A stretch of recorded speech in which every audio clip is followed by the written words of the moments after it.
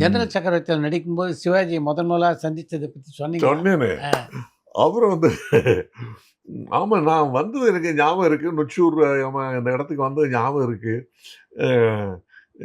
ஏன்னா எனக்கு நீ சொல்கிற சம்பவம் எனக்கு ஞாபகம் இல்லையேப்பா அப்படின்னாரு. இல்லை சார், நடந்தது இது மாதிரி தான். அதில் தான் எனக்கு வந்து இது மாதிரி நடிக்கணுங்கிற ஆர்வமே வந்தது சார். நீங்கள் தான் அதுக்கு காரணமே அப்படின்லாம் அவர்கிட்ட சொன்னேன். ரொம்ப சந்தோஷப்பட்டார். ரொம்ப தங்கமான மனுஷன். அதாவது நான் சொல்லாமல் இருக்க முடியாது. அதாவது இவ்வளவு பெரிய நடிகனாக இருந்தோம், நடிப்பு கலைக்கே வந்து வந்து ஒரு ஒரு ஒரு ஒரு சிகரம் அவர்.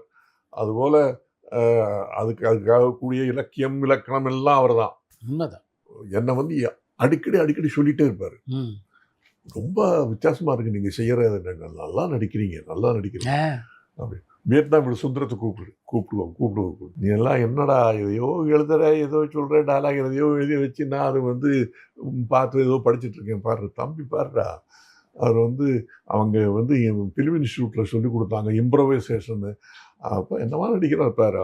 அந்த மாதிரி ரொம்ப உற்சாகப்படுத்த. ஆமாம், ரொம்ப வந்து அதுக்கு என்கரேஜ் பண்ணிகிட்டே இருப்பார்.